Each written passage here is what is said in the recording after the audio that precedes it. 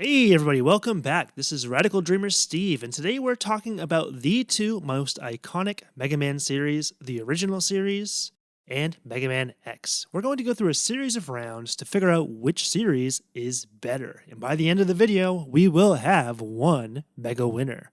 So if you've been wondering which series to start, which one to return to, or just been looking for someone else to tell you which series is better, keep watching the video. The rounds are going to be level design, upgrades, difficulty, music, characters and story, and good versus bad entries. All right, without further ado, let's jump in. Round 1 is level design.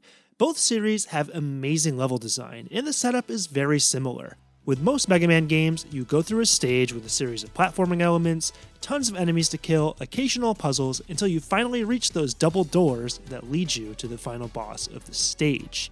Now, the original series keeps things a little bit more simple.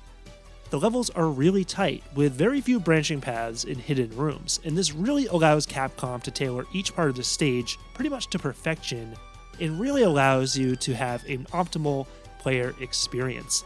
One level I always kind of just am wowed by is Quickman stage in Mega Man 2, which I think is a great example of really tight level design.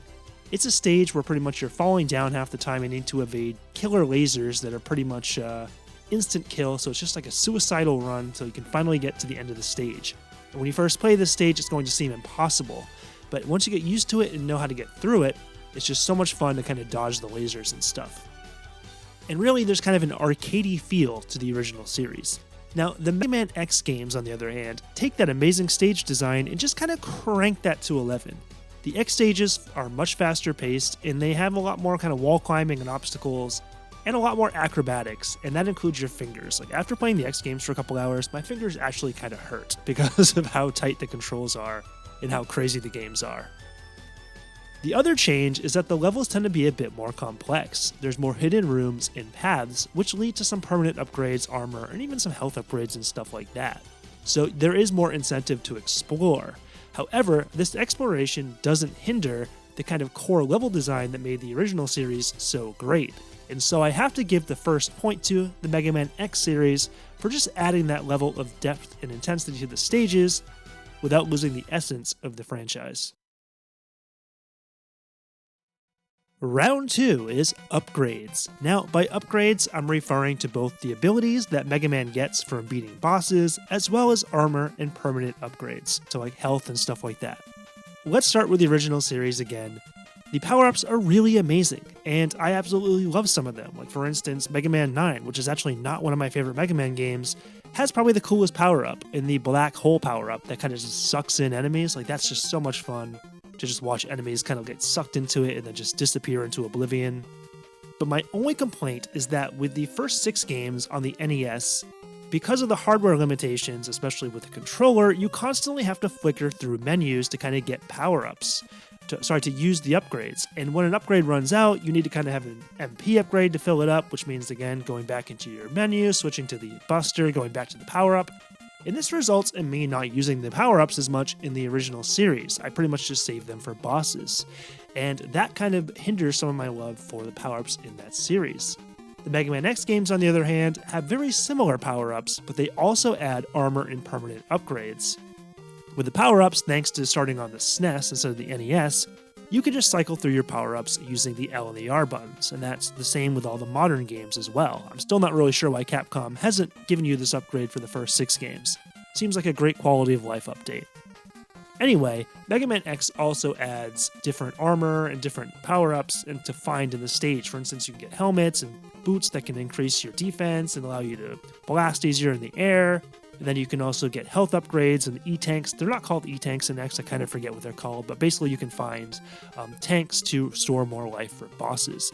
And for this reason, I'm going to give Mega Man X another point here because of the power-ups staying the same as the original series in terms of the awesomeness, and also just ease of access.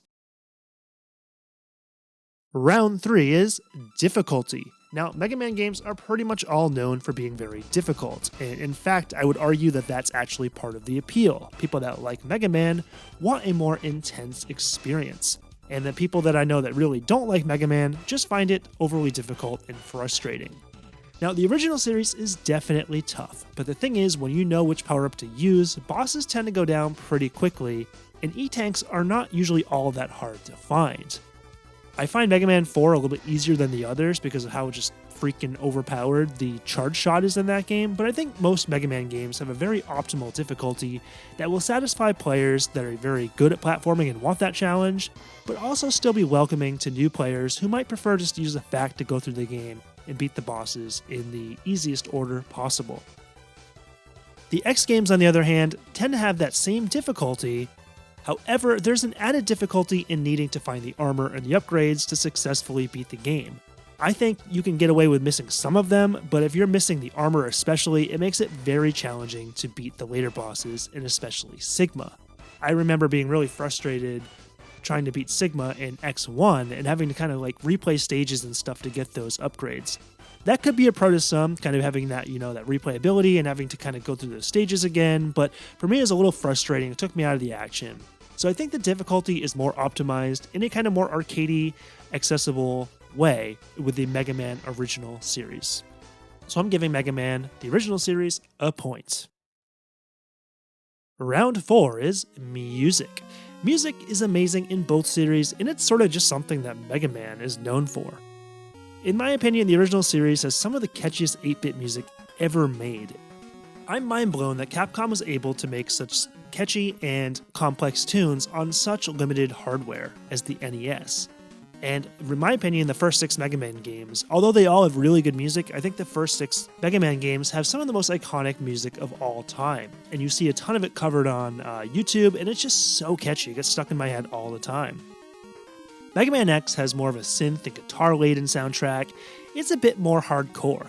Kind of matches the gameplay, right? It's faster, it's more furious, and so it's a little bit more fitting for that franchise.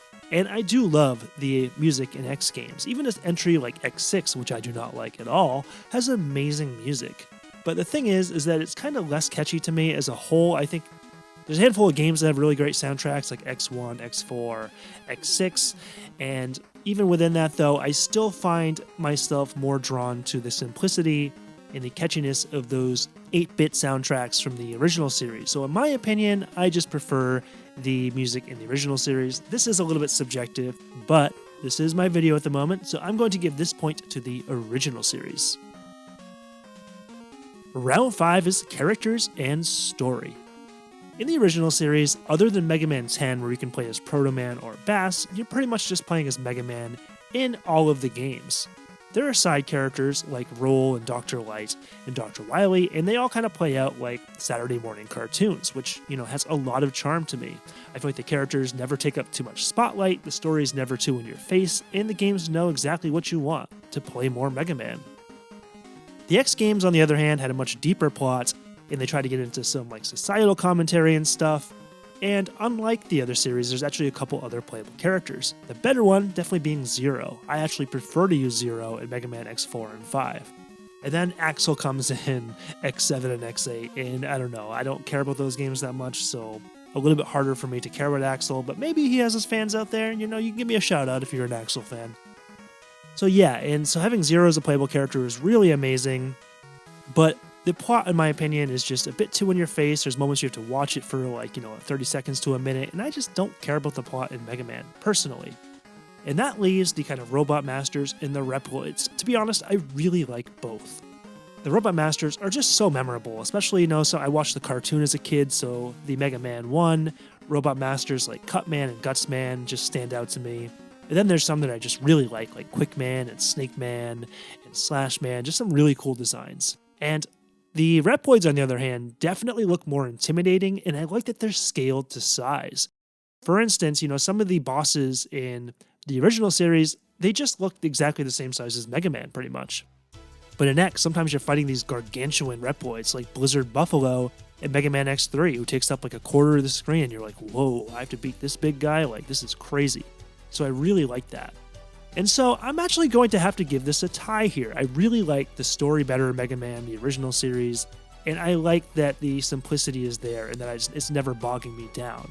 However, in the X games, I really love Zero, and I'm glad that Capcom gave you the chance to control him in a few of the games, and the Reploids are about just as cool as the Robot Masters in my book. So this is a tie, tying the series at 3-3. What a shock. Who would expect a tie at this point? The tiebreaker round is going to go to Round 6, Good versus Bad Entries. The original series has virtually no bad entries per se, but I do think there are some lesser and better games. And actually, I don't really like 8 at all. I think it's very mediocre and gimmicky, and it's never been a game that's clicked with me. Every time I try to play it, I just lose interest very quickly. And I also don't like 9 all that much either, because I feel like it has a very manufactured difficulty. I know fans love it, you probably love it, you're probably thinking, how the hell don't you like this game? But for me, I don't know how to explain it. 9 feels like the developers just want to destroy my soul every time I play it. It doesn't feel like it's organic like the other Mega Man games were. However, Mega Man 2, Mega Man 3, Mega Man 6, Mega Man 10, Mega Man 11 are some of my personal favorite games in the series, and I still really love 4 and 5 and 7 as well. So there's so many good Mega Man games, you can virtually pick up any of them and have a good time. The worst thing I can say about the original series is that they get kind of redundant if you're playing multiple Mega Man games back to back. Mega Man X, on the other hand, is a pretty different beast. It features some of the highest highs and lowest lows in Mega Man history. For instance, Mega Man X1, X2, and X4 are absolutely some of the best Mega Man experiences ever created. But then we have X6 and X7, which are at best, experimental curiosities, and at worst, just utterly broken games that are obnoxious to play. And that leaves kind of X3, X5, and X8, which I think have redeeming qualities, and I like them, but not quite as much as X1, 2, and 4. I have to really give this win to the original series because it is just so much easier to pick up and play, and you can virtually play any entry and have fun, whereas about only half of the X games make for a really amazing experience, and a couple of them make for very bad experiences. I really can't think of any redeeming qualities for Mega Man X6 other than the music, and I can't think of any redeeming qualities whatsoever for Mega Man X7. Sorry if you're a fan, but that game is utter trash, in my opinion. It's almost unplayable to me. Alright guys, so the original series ended up winning by just a point, but that said, both series are absolutely incredible, and if you want to know my personal favorite Mega Man game, it's actually Mega Man X4. It's the first one I played. I think it's either Mega Man 6 or Mega Man X4, but I love X4. It has an amazing soundtrack. I love that Zero's playable in it. I love the levels. They're all good. There's really nothing bad I can say about X4. It's just such a perfect Mega Man game to me. Alright guys, hope you enjoyed the video. Mega Man is super awesome. Let me know which series do you prefer and why. Like and subscribe, it really helps the channel. Catch you next time. Game on.